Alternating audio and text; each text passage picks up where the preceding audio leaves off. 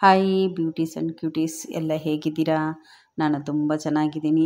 ನೀವೆಲ್ಲರೂ ಚೆನ್ನಾಗಿದ್ದೀರಾ ಅಂತ ತಿಳ್ಕೊಳ್ತಾ ಇದ್ದೀನಿ. ಈಗ ನೋಡ್ತಾ ಇರ್ಬೋದು, ಒಂದು ವಿಶೇಷವಾದಂತಹ ವಿಡಿಯೋ ನಿಮ್ಮ ಮುಂದೆ ತಗೊಂಬರ್ತಾ ಇದ್ದೀನಿ. ಈ ಸಣ್ಣ ಹುಡುಗಿಗೆ ಒಂದು ಸನ್ಮಾನ ಮಾಡ್ತಾ ಇದ್ದಾರೆ. ಇದರ ಸನ್ಮಾನ ಏಕೆ ಮಾಡ್ತಾ ಇದ್ದಾರೆ ಅಂತ ಮುಂದೆ ನಾನು ತಿಳಿಸ್ತೀನಿ. ಹಾಗೆ ಸ್ವಾತಂತ್ರ್ಯ ದಿನಾಚರಣೆದ ಶುಭಾಶಯಗಳನ್ನು ಹೇಳ್ತಾ, ನಮ್ಮ ಕಾಲೋನಿಯವರೆಲ್ಲ ಸೇರಿ ನಾವು ಈ ದಿನ 78ನೆಯ ಸ್ವಾತಂತ್ರ್ಯ ದಿನಾಚರಣೆಯನ್ನು ವಿಜೃಂಭಣೆಯಿಂದ ಆಚರಣೆ ಮಾಡಿಕೊಂಡ್ವಿ. ಕಾಲೋನಿಯ ಎಲ್ಲ ಸದಸ್ಯರು, ಎಲ್ಲ ಮನೆಯವರು ಸೇರಿದ್ದು ಒಂಥರ ತುಂಬ ಖುಷಿ ಅನ್ನಿಸ್ತು. ಗೆಟ್ ಟುಗೆದರ್ ಥರ ಇತ್ತು. ದೇಶಭಕ್ತಿ ಗೀತೆಗಳನ್ನೆಲ್ಲ ಹಾಡಿದೆವು, ಹಾಗೆ ಸಿಹಿ ಹಂಚ್ಕೊಂಡ್ವಿ. ತುಂಬ ಚೆನ್ನಾಗಿತ್ತು. ಈ ಸಂದರ್ಭದಲ್ಲಿ ಈ ಹುಡುಗಿಯಿಂದ ನಾವು ಯೋಗ ಅಭ್ಯಾಸದ ಒಂದು ಭಂಗಿಗಳನ್ನು, ಈ ಭಂಗಿ ಹೆಸರು ಉತ್ತಿತ ಹಸ್ತ ಪಾದಾಂಗುಷ್ಟಾಸನ. ಈ ಆಸನದಿಂದ ಎದೆಯ ಸ್ನಾಯುಗಳು ತೆರೆಯುತ್ತವೆ, ರಕ್ತ ಪರಿಚಲನೆ ಸುಧಾರಿಸುತ್ತದೆ, ಕೊಬ್ಬಿನ ರಚನೆ ಮತ್ತು ಕೊಲೆಸ್ಟ್ರಾಲನ್ನು ಕಡಿಮೆ ಮಾಡುತ್ತೆ, ಹೃದಯಾಘಾತ ಮತ್ತು ಹೃದಯ ರಕ್ತನಾಳದ ಕಾಯಿಲೆಗಳನ್ನು ತಡೆಯುತ್ತೆ. ಅದ್ಭುತವಾದ ಆಸನವನ್ನು ನೋಡಿದಿರಿ. ಈಗ ನಟರಾಜಾಸನ. ನಟರಾಜನ ಆಸನದಿಂದ ನರಮಂಡಲವನ್ನು ಸಮತೋಲನಗೊಳಿಸುತ್ತೆ. ಇದರ ನಿಯಮಿತ ಅಭ್ಯಾಸವು ದೇಹದ ಮೇಲೆ ನಿಯಂತ್ರಣವನ್ನು ಬೆಳೆಸುತ್ತೆ. ಪ್ರಸರಿತ ಪಾದೋತ್ಥಾನಾಸನ. ಮುಂಡವನ್ನು ಕೀಲುಗಳ ಕಡೆಗೆ ಒತ್ತುವುದು ಆಂತರಿಕ ಅಂಗಗಳ ಕಾರ್ಯನಿರ್ವಹಣೆಯನ್ನು ಸುಧಾರಿಸಲು ಮತ್ತು ಜೀರ್ಣಕ್ರಿಯೆಗೆ ಸಹಾಯ ಮಾಡುತ್ತೆ. ಹಾಗೆ ನರಮಂಡಲದ ಮೇಲೆ ಪ್ರಭಾವ ಬೀರುತ್ತೆ, ಒಳ್ಳೆಯ ವಿಶ್ರಾಂತಿ ಸಿಕ್ಕತ್ತೆ. ಈಗ ಬಹಳ ಕಷ್ಟಕರವಾದಂತಹ ಟಿಟ್ಟಿವಾಸನವನ್ನು ಮಾಡ್ತಾ ಇದ್ದಾರೆ. ಇದರಿಂದ ನಮ್ಮ ದೇಹದ ಎಲ್ಲ ಸ್ನಾಯುಗಳು ಬಲಯುತವಾಗುತ್ತವೆ, ಒಳ್ಳೆ ಬ್ಯಾಲೆನ್ಸ್ ಬರುತ್ತೆ, ತೋಳುಗಳು ಶಕ್ತಿಯುತವಾಗುತ್ತೆ, ದೇಹದ ಎಲ್ಲ ಅಂಗಾಂಗಗಳು ಒಳ್ಳೆಯ ನಿಯಂತ್ರಣದಲ್ಲಿ ಬರುತ್ತೆ. ಈಗ ಉಪವಿಷ್ಟ ಕೋನಾಸನವನ್ನು ಮಾಡಿ ತೋರಿಸ್ತಾ ಇದ್ದಾರೆ. ಉಪವಿಷ್ಟ ಕೋನಾಸನ ಮಾಡೋದರಿಂದ ದೇಹಕ್ಕೆ ಅತ್ಯಂತ ಪ್ರಯೋಜನಕಾರಿಯಾಗಿದೆ. ಈ ಆಸನವನ್ನು ನಿಯಮಿತವಾಗಿ ಅಭ್ಯಾಸ ಮಾಡೋದರಿಂದ ನಿಮ್ಮ ಸೊಂಟ, ಹೊಟ್ಟೆ, ಬೆನ್ನು ಮೂಲೆಗಳಲ್ಲಿ ಸ್ನಾಯುಗಳನ್ನು ಸಕ್ರಿಯಗೊಳಿಸಲು ಮತ್ತು ಬಲಪಡಿಸಲು ಸಹಾಯ ಮಾಡುತ್ತೆ. ದೀರ್ಘಾವಧಿಯಲ್ಲಿ ಈ ಪ್ರದೇಶಗಳಿಗೆ ಗಾಯಗಳನ್ನು ತಡೆಗಟ್ಟುವ ಶಕ್ತಿ ಸಹ ಬರುತ್ತೆ. ಈಗ ಕೂರ್ಮಾಸನವನ್ನು ಮಾಡ್ತಾ ಇದ್ದಾರೆ.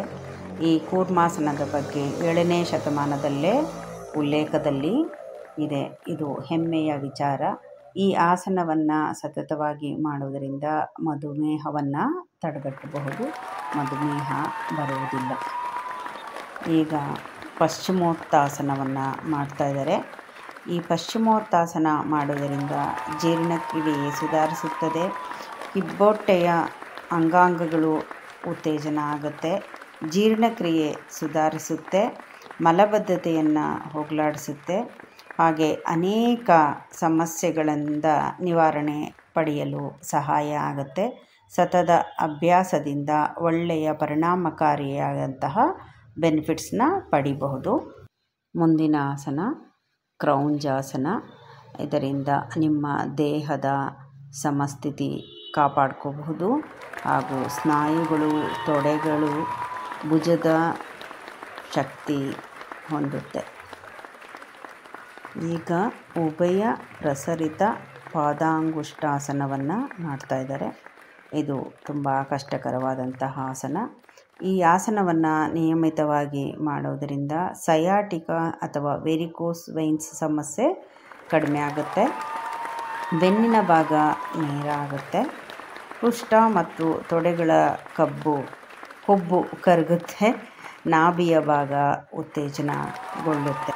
ಬೆನ್ನಿನ ಸಮಸ್ಯೆಗಳು, ಮೊಣಕಾಲಿನ ಸಮಸ್ಯೆಗಳು, ಬೆರಳಿನ ಸಮಸ್ಯೆಗಳು, ಎಲ್ಲ ನರನಾಡಿಗಳ ಒಂದು ಯಾವುದೇ ರೀತಿಯ ಸಮಸ್ಯೆಗಳಿದ್ರೂ ಈ ಆಸನವನ್ನು ಸತತವಾಗಿ ಅಭ್ಯಾಸ ಮಾಡುವುದರಿಂದ ನಿವಾರಣೆ ಆಗತ್ತೆ.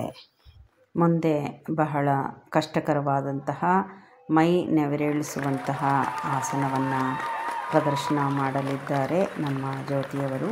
ಸರ್ವಾಂಗಾಸನದಲ್ಲಿ ಪಿಂಡಾಸನ ಬಹಳ ಕಷ್ಟವಾಗಿರ್ತಕ್ಕಂತಹ ಆಸನ. ಇವರು ಸುಮಾರು 7-8 ವರ್ಷಗಳಿಂದ ಸತತ ಅಭ್ಯಾಸದಲ್ಲಿ ತೊಡಗಿರೋದರಿಂದ ಈ ಆಸನವನ್ನು ಸುಲಲಿತವಾಗಿ ಮಾಡ್ತಾ ಇದ್ದಾರೆ. ನಾವು ಸಹ ಸತತ ಪ್ರಯತ್ನ ಮಾಡೋಣ. ಈ ಆಸನದಿಂದ ಅನೇಕ ಉಪಯೋಗಗಳಿದೆ. ನಿಮಗೆ ಕತ್ತಿಗೆ ಸಂಬಂಧಪಟ್ಟಂತಹ ನರಗಳು ಬಲಿಷ್ಠವಾಗುತ್ತೆ. ಗರ್ಭಕೋಶದ ಎಲ್ಲ ಸಮಸ್ಯೆಗಳು ನಿವಾರಣೆಯಾಗುತ್ತೆ. ಕುಷ್ಠದಲ್ಲಿರ್ತಕ್ಕಂತಹ ಕೊಬ್ಬು ಈಸಿಯಾಗಿ ಕರಗುತ್ತೆ. ಸೊಂಟದ ಯಾವುದೇ ರೀತಿಯ ಸಮಸ್ಯೆಗಳು ನಿವಾರಣೆಯಾಗುತ್ತೆ. ಸಮತೋಲನವನ್ನು ಕಾಯ್ದುಕೊಳ್ಳಬಹುದು ಮತ್ತು ಆರೋಗ್ಯ ವೃದ್ಧಿಸುತ್ತೆ. ಶಾಂತಿ ಮತ್ತು ನೆಮ್ಮದಿಯನ್ನು ಕಾಪಾಡುತ್ತೆ. ನಾವು ಪ್ರತಿಯೊಂದು ಆಸನವನ್ನು ಮಾಡಿದಾಗ 2ರಿಂದ 3 ಬ್ರೀತ್ ಇನ್ ಬ್ರೀತ್ ಔಟ್ ಮಾಡೋದ್ರಿಂದ ನಾವು ಮಾಡಿರ್ತಕ್ಕಂತಹ ಆಸನದ ಒಂದು ಸುಸ್ತು ಕಮ್ಮಿಯಾಗುತ್ತೆ. ಈಗ ವಸಿಷ್ಠಾಸನವನ್ನು ಮಾಡ್ತಾ ಇದ್ದಾರೆ. ವಸಿಷ್ಠಾಸನ ಸಹ ನಮಗೆ ಬ್ಯಾಲೆನ್ಸಿಂಗ್ ಮತ್ತು ದೇಹದ ಸದೃಢತೆಯನ್ನು ಕಾಪಾಡಿಕೊಂಡು ಬರುತ್ತೆ. ಬೆನ್ನಿನ ಸಮಸ್ಯೆಗಳನ್ನು ನಿವಾರಣೆ ಮಾಡುತ್ತೆ. ಈಗ ಹನುಮಾಸನವನ್ನು ಮಾಡ್ತಾ ಇದ್ದಾರೆ. ಹನುಮಾಸನ ಕಪೋತಾಸನ. ಇದು ದಿನಕ್ಕೆ 8-10 ಆಸನ ಮಾಡಿದ್ರೆ ಸಾಕು. ನಮ್ಮ ದೇಹದ ಎಲ್ಲ ಅಂಗಾಂಗಗಳು ಸಹ ಸ್ಟ್ರೆಂಥನ್ ಆಗುತ್ತೆ, ಸ್ಟ್ರಾಂಗ್ ಆಗುತ್ತೆ. ಇವರು ಇದರಲ್ಲಿ ತಿರುಚುವಿಕೆಯನ್ನು ಮಾಡ್ತಾ ಇದ್ದಾರೆ. ಇದರಿಂದ ಸಹ ಬೆನ್ನು ಮತ್ತು ಬೆನ್ನು ಮೂಳೆ, ಸ್ಪೈನಲ್ ಕಾರ್ಡು ಇದೆಲ್ಲನೂ ನಿಮಗೆ ಒಂದು ಸಮತೋಲನ ಸ್ಥಿತಿಗೆ ಬಂದು ಆರೋಗ್ಯದಲ್ಲಿ ವೃದ್ಧಿಯನ್ನು ಕಾಣಬಹುದು. ಈ ಆಸನ ಮಾಡೋದರಿಂದ ಲೋಯರ್ ಬ್ಯಾಕ್ ಪೇಯ್ನು ಯಾರಿಗೇನೆಲ್ಲ ಇರುತ್ತೆ ಅದು ನಿಧಾನಕ್ಕೆ ನಿವಾರಣೆಯಾಗುತ್ತೆ. ಏನೇ ಇದ್ರೂ ಸತತ ಅಭ್ಯಾಸ ಬಹಳ ಮುಖ್ಯ ಆಗಿದೆ. ನಾವು ಸಹ ಸತತ ಅಭ್ಯಾಸವನ್ನು ಮಾಡೋಣ. ಈಗ ಧನುರಾಸನ ಮಾಡ್ತಾ ಇದ್ದಾರೆ. ಊರ್ಧ್ವ ಧನುರಾಸನ ಹಿಂದುಗಡೆಯಿಂದ ಮಾಡ್ತಕ್ಕಂತಹ ಧನುರಾಸನ. ಇದು ಬೆನ್ನಿಗೆ ಅತ್ಯಂತ ಪ್ರಯೋಜನಕಾರಿ, ಪರಿಣಾಮಕಾರಿಯಾಗಿರ್ತಕ್ಕಂತಹ ಈ ಆಸನದಿಂದ ಬೆನ್ನು ನೋವು, ಈಗೆಲ್ಲ ತುಂಬ ಜನಕ್ಕೆ ಬೆನ್ನು ನೋವೆಲ್ಲ ಇದೆ. ಈ ಆಸನ ಮಾಡೋದರಿಂದ ಬೆನ್ನು ನೋವು ನಿವಾರಣೆ ಆಗುತ್ತೆ. ಬರದೇ ಇರೋರಿಗೆ ಬೆನ್ನು ನೋವೇ ಬರಲ್ಲ ಅಂತ ಹೇಳ್ತೀನಿ ನಾನು.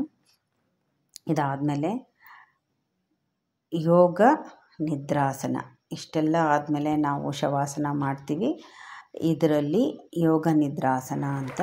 ಇದನ್ನು ಮಾಡೋದರಿಂದ ಇಷ್ಟೊತ್ತು ಮಾಡಿರ್ತಕ್ಕಂತಹ ಆಸನಗಳ ಒಂದು ಸ್ಟ್ರೈನ್ ಏನಾಗಿರುತ್ತೆ, ಸುಸ್ತೇನಾಗಿರುತ್ತೆ ಅದು ನಿವಾರಣೆ ಆಗುತ್ತೆ. ಬೇಗ ದೇಹವು ದಣಿದಿರ್ತಕ್ಕಂತಹ ದೇಹ ನಾರ್ಮಲ್ಲಾಗಿ ಬರುತ್ತೆ. ಇದು ಯೋಗ ನಿದ್ರಾಸನ. ಇಷ್ಟೆಲ್ಲ ಮಾಡಿರ್ತಕ್ಕಂತಹ ಜ್ಯೋತಿಯವರಿಗೆ ನಮ್ಮ ಬ್ಯಾಂಕ್ ಕಾಲೋನಿ ಗೃಹಿಣಿ ಸಮಾಜ ಯೋಗ ಕೇಂದ್ರದಿಂದ ಒಂದು ಪುಟ್ಟದೊಂದು ಸನ್ಮಾನ ಮಾಡಿದೆವು. ಅವರು ತುಂಬ ಬೇಡ, ನಾನು ತುಂಬ ಚಿಕ್ಕ ಹುಡುಗಿ, ನಿಮ್ಮೆಲ್ಲರ ಮುಂದೆ ಅಂತ ತುಂಬ ನಿರಾಕರಣೆ ಮಾಡಿದ್ರು. ಗುರುಗಳ ಮುಂದೆ ನಾನು ಅರ್ಹಳಲ್ಲ ಅಂತ. ಅದು ಅವರ ದೊಡ್ಡತನ. ವಿದ್ಯೆಗೆ ವಿನಯವೇ ಭೂಷಣ ಅಂತಕ್ಕಂತಹ ಈ ಜ್ಯೋತಿಯವರಿಗೆ ನಾವು ಒಂದು ಪುಟ್ಟ ಸನ್ಮಾನ ಮಾಡಿ ಈ ಸಮಾರಂಭವನ್ನು ಆಚರಣೆ ಮಾಡಿಕೊಂಡ್ವಿ. ಮೊದಲಿಗೆ ನಾನು ಏನು ಹೇಳಬೇಕು ಅಂದ್ಕೊಂಡಿದ್ದೆ ಅಂದರೆ, ಯೋಗದಿಂದ ಆಗಿರ್ತಕ್ಕಂತಹ ಪ್ರಯೋಜನಗಳ ಬಗ್ಗೆ ಮಾಹಿತಿ ಕೊಡಬೇಕು ಅಂತ ತುಂಬ ದಿವಸದಿಂದ ಅಂದ್ಕೊಂಡಿದ್ದೆ. ಇವತ್ತು ನನಗೆ ಆ ಸದಾವಕಾಶ ಕೊಟ್ಟಂತಹ ನಮ್ಮ ಗುರುಗಳಾದಂತಹ ಪ್ರಭಾಕರ್ ಸರ್ ಅವರಿಗೆ ನಮಿಸ್ತಾ ಈ ಒಂದು ವಿಡಿಯೋವನ್ನು ನಾನು ಮುಕ್ತಾಯ ಮಾಡ್ತೀನಿ. ಈ ವಿಡಿಯೋ ನಿಮಗೆಲ್ಲರಿಗೂ ಇಷ್ಟ ಆಗಿದರೆ ಒಂದು ಲೈಕ್ ಮಾಡಿ, ಶೇರ್ ಮಾಡಿ. Thank you.